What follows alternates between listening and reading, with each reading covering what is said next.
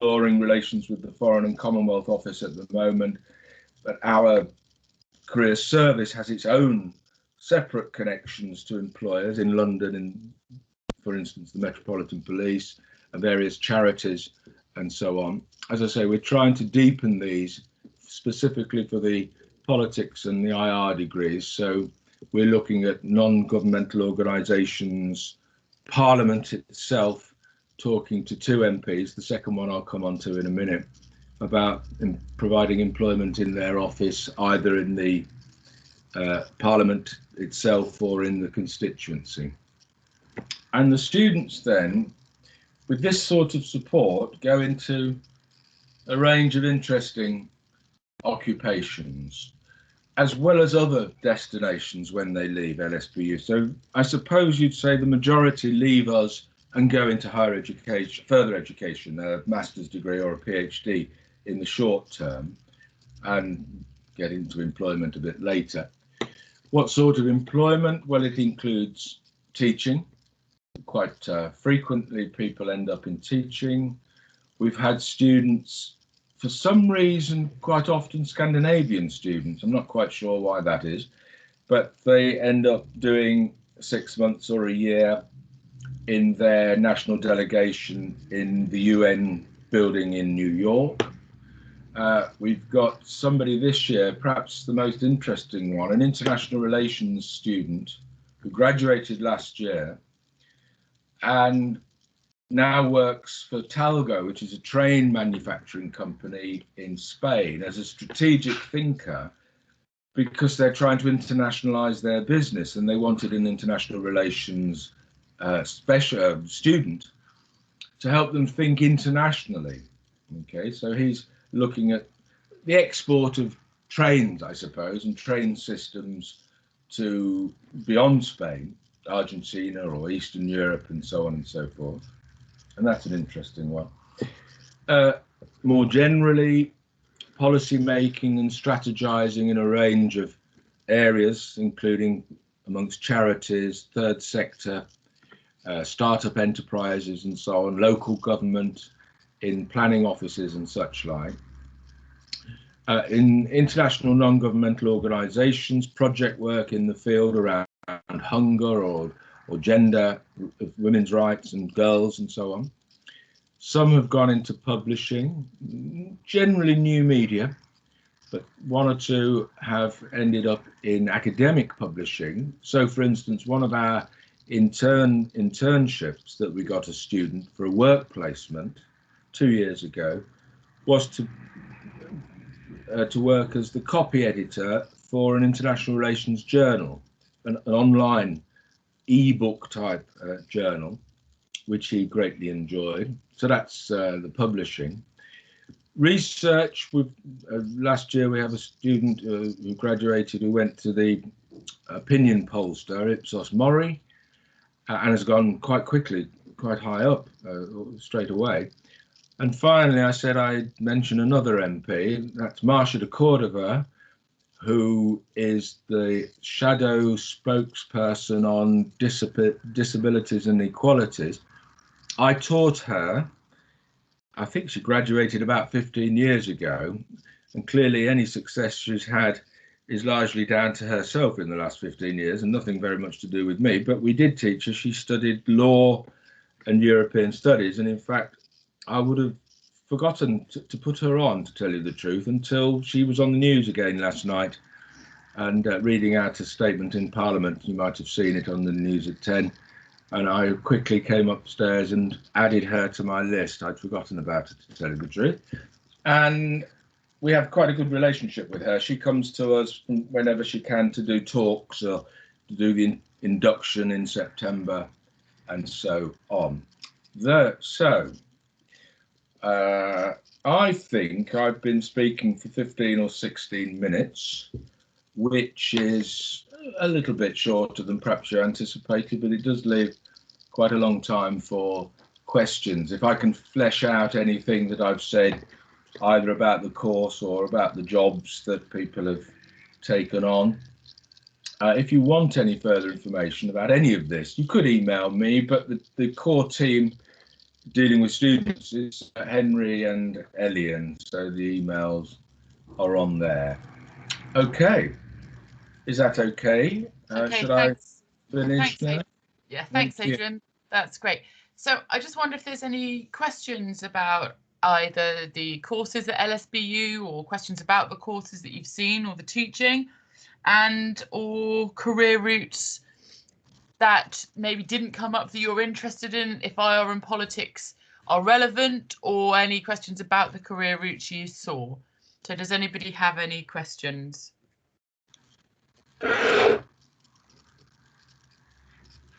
Okay. I wonder, Adrian, if you could maybe just say a little bit about, is there any specific careers support at LSBU? Yes.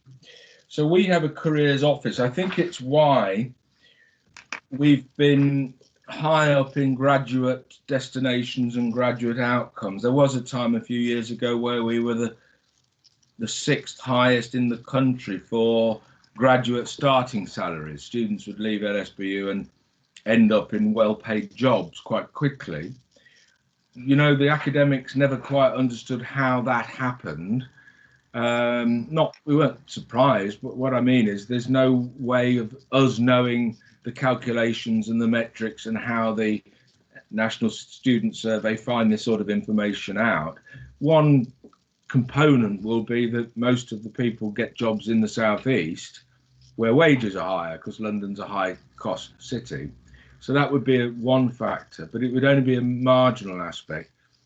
Most importantly, is people are finding good jobs and the employers are valuing the teaching that the students are getting in LSBU. Okay, thanks. But just more specifically on the careers office is very hands-on. So they will come to class routinely. The module leader or the course director will ask them in the second year initially, because we run a work placement in the second year, but repeatedly in the final year, we will have sessions with the careers advisory service on writing CVs, on writing letters of application, how to complete application forms to sell yourself as best you can. So they do a lot of hands-on work, and they also have a drop-in system in their own offices. They don't just visit courses, they're available for students to visit whenever they wish as well. Thank you, Adrian. And just had a question from Prez here saying, what are the entry requirements, I guess, for an IR course or a politics course at LSBU? Oh, they change all the time. Do you know what? I should have checked. I think it's 3 C's, but it could equally be 3 B's, and I haven't checked lately. And then it varies through the year. When you get to clearing, if we've not filled the course, then there's a lower offer at clearing. But I would say that I would say 3 C's would be a reasonable starting point. And that may be a bit lower than elsewhere, but what we do is put a lot of work in the first year on study skills to try to get people to the level in terms of where, say, Birmingham might say 3 B's or something like that. We rapidly get them to that level through our focus on career skills and employability skills and study skills in the first year and beyond, actually. Great, okay, thank you.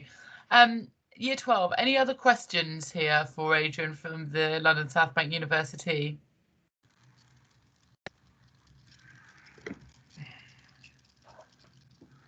No. What about this trip to Cairo? Oh, hang on, let me just so Perez is saying now, for the IR course, do we have to have taken specific A levels? That's a good question. Thank you, Perez. Actually, it's a good question more generally, and that something I should have said. We've often, when you start thinking of all the career destinations of our sociology students or politics and IR, you see there's a tendency to blending them. There's no really specific pathway. I mentioned the Talgo business having looking for somebody with an international dimension to their studies, But in fact, internationalisation is a common theme in British higher education. Most universities try to give an international flavour to their studies. So that takes us back to an old idea, which is what the employer is looking for is a capacity to reason and to problem solve and to write fluently, whatever the discipline the student comes from. Now, clearly, brain surgery requires a brain surgery degree, if such a thing exists. Nuclear physics, you can't really go into nuclear physics with a degree in French. But for the social sciences in general, the graduates are being judged by employers on the level of their degree, the classification and their skill sets, rather than the specifics in terms of subject content and curriculum. That means, therefore, you should study the degree that most interests you, because then you'll get the best result that you are able to achieve. It's a bit like if you've got a hobby, say you support Arsenal or something or other, you can name the team from some cup final 25 years ago because you're interested in it. So if you choose a degree you're interested in and immerse yourself in it, you'll get a higher classification degree at the end. And that's what you're then taking into the labour market. Okay, thanks. Sorry, Adrian, just broke up a little bit there. Capacity to reason at the level. Sorry, Adrian, you've just broken up a little bit. Grades. I broke up. Yeah, I think you're okay now. It might be best just to pop your camera off. Yeah. Yeah. Thanks. We have got two more questions. Okay. Or one more question from Gabrielle, who's asking, what extra reading would you recommend doing before starting the course? We provide some summer reading suggestions, introduction to international relations, but I always like to see people reading a good general global history. Okay, so post-war global history, world history since 1945, these sorts of titles, to get a sense of how the world hangs together and the developments in one area, how they intermix with developments elsewhere. Okay, I suppose in a way it's raising people's cultural level, making them feel a part of a bigger world, and that can be done with general non-module specific reading of an international flavour. Do you have any specific titles, Adrian? I can, yes. I've got a few. I don't know what you think about Eric Hobsbawm's The Short 20th Century. Excellent. That's the sort of thing. There's also Peter Calvacares's, I think it's called World Politics or World History since 1945. Yes. That's in about its 10th edition. Yes. Gillian, pardon? I'm just saying yes, just remembering reading that book at least having that book at university myself. Yeah. Okay. Then there's Gillian Young's post sort of global history. I just can't remember the exact titles. My own favourite, which is European focused and needs to be supplemented by looking more globally. But the one I read when I was a student, and I still think it's a splendid general history, is David Thompson's Europe Since Napoleon. I can see you speaking. You're okay, sorry, I muted myself. Yeah, thank you. Yeah, that's great. Well, perhaps what we could do is just pop some of those titles in the chat.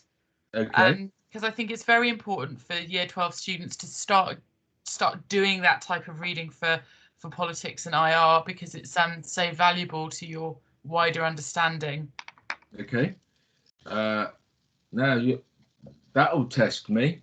I haven't got them in front of me. I'll do it. I'll do it for you, Adrian. Do you know the Gillian Young's one? Yeah, I'll do that now. Yeah. Are there any further questions, Year 12?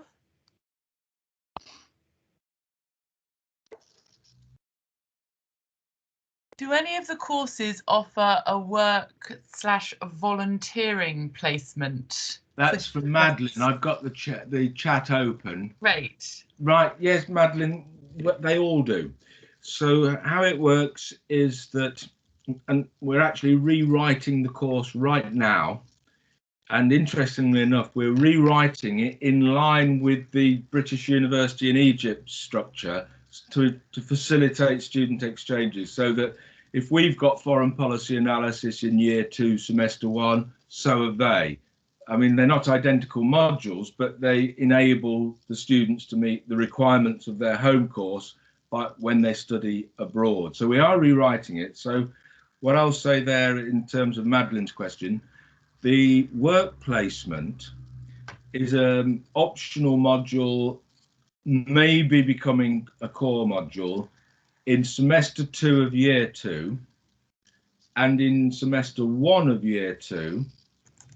We're bringing back a module that we had a few years ago called Introduction to the Workplace, which is a preparation. It's almost the sociology and politics of the workplace, of labour. And that gives you an introduction to when you do the work placement in semester 2. And as for where people do work placements, they are a range of things, including the person I mentioned who went to the EIR journal, Electronic International Relations Journal, as the copy editor stroke sub-editor. Students have to find their own work placement, which is part of the assessment, finding a work placement, but they do so with the support of the teaching staff and the careers office. Okay, does that answer your question? Oh, sorry, and volunteering is encouraged across the university and across the levels. We're very much keen on locating the university as a civic university, offering a service and a place, a respite from life in a way, a place to come for local civil society groups with which we articulate, so we can offer support to them in a variety of ways, including volunteering amongst the students. Okay. Thanks, Adrian. I'm just wondering if you could just give me the heads up on it's the Gillian. Sorry, I can't remember the surname. It's totally slipped my mind. I'll keep Youngs. Thank you. She's from Leicester Uni. I'm just looking if I've got. Are there any other questions, year 12? We've had some good questions about entry requirements, careers guidance, extra reading to do now, volunteering and work experience whilst in uni. Does anybody have any other questions?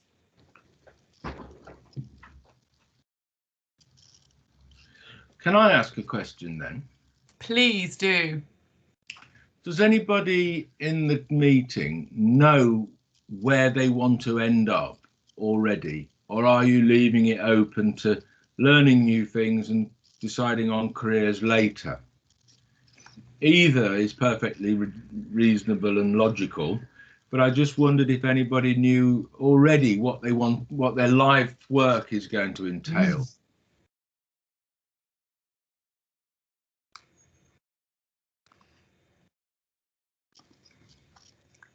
Is anybody brave enough to share with us any ideas or daydreams at the moment? We do it when we're young children.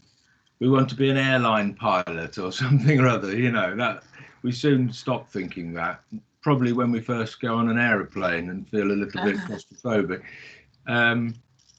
But those sorts of things are perfectly legitimate and understandable, and they reflect the sorts of influences we've had upon us growing up from grandparents or a family friend or the neighbour or whoever, or a teacher who've been important figures in our lives. But it's also, and I was one of these, who never had a clue what I wanted to do, which is why I kept going on doing higher degrees.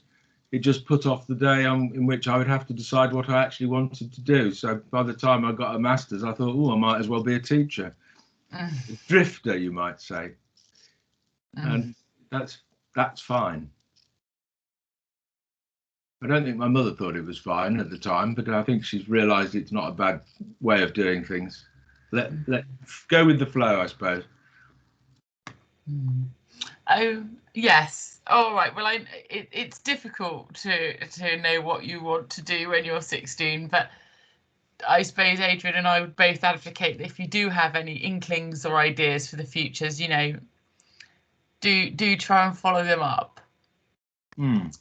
Okay, so Adrian, if there are no more questions, I wonder if we should draw to an end. Can I just ask another question, both Please to you and to the students? What are they studying? They may be interested in IR and politics degrees in this meeting, which is why they've come to this one rather than the other ones on offer.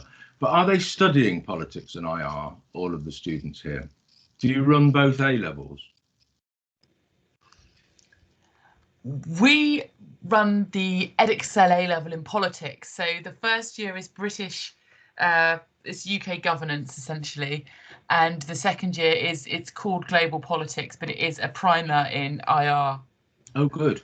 Good. Yes, many of the people in this call are politics students, but I think we've got a few other students from different A levels. So, students, would you mind just telling us what you study, the broad? I think everybody can contribute that just as a finishing statement. What courses are we doing? So we've got Prez is doing economics. And Prez, do you do global economics, sort of trade and investment and so on, or is it the sort of microeconomics of the firm, which is the standard fare for part of the A-level syllabus at least? Oh, that's a nice comment. Ramon's got a nice combination there. Yes, so in politics, French and sociology, that's nice and varied. And we've got lots of politics. Well done, everybody. Thanks so much. Oh, politics, psychology, media studies. Oh, lovely, Madeline. Politics, Superb. sociology and art.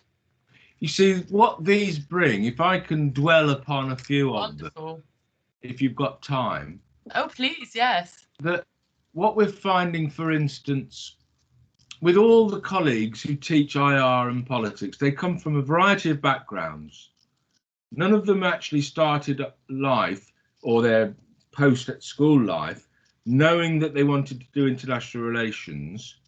They had an international flavour to their thinking, but they may have taken, let's take some of those, a psychology course, and begun to wonder in a psychology course what sort of international influences act upon people and their psychologies.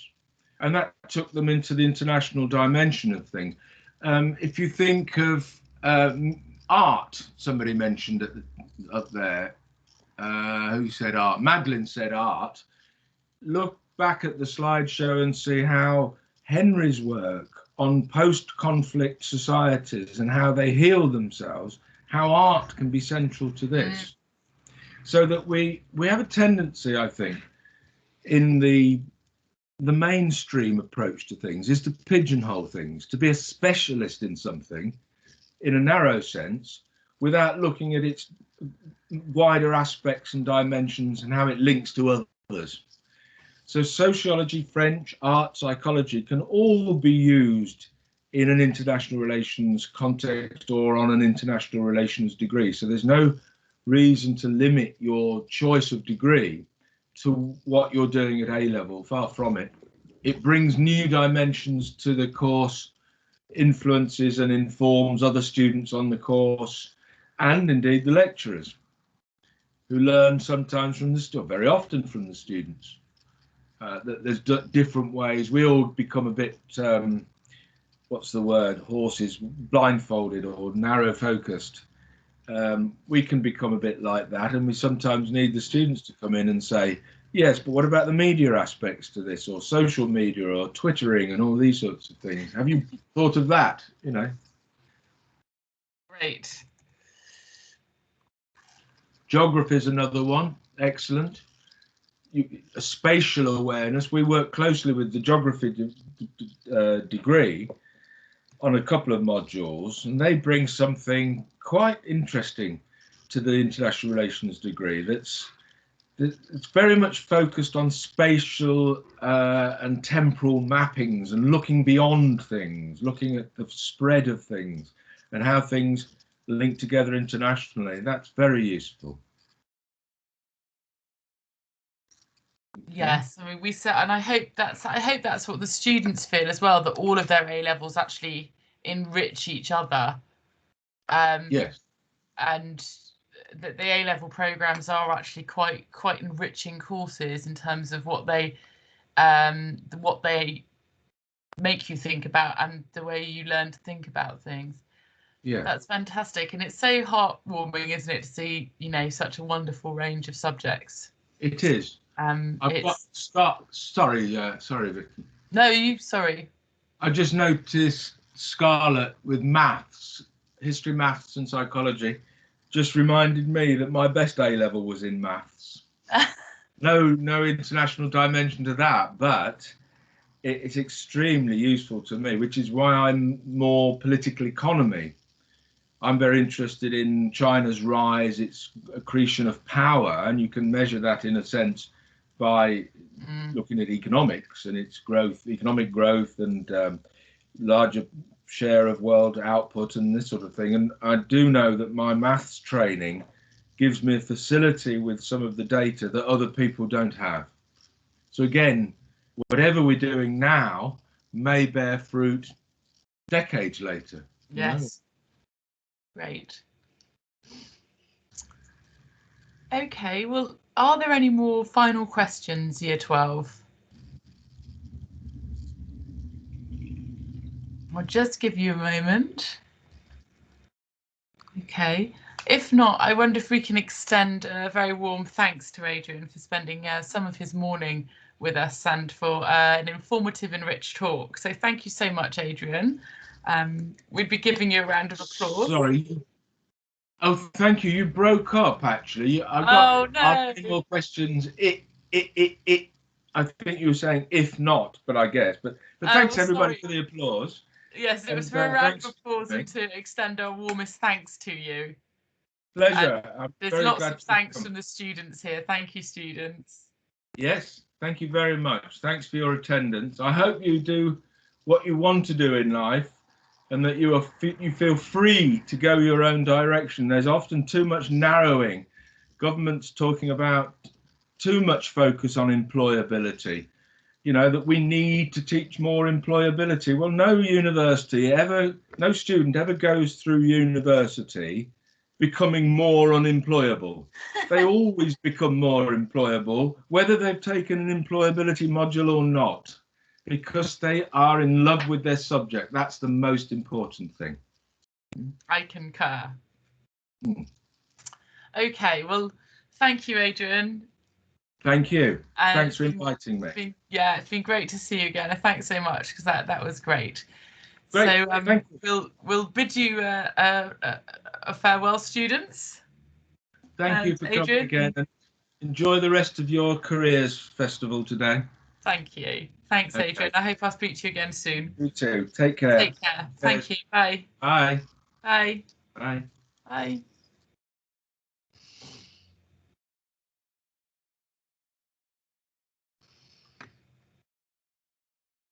Okay. Bye-bye. Thank you, Year 12. Have a good day.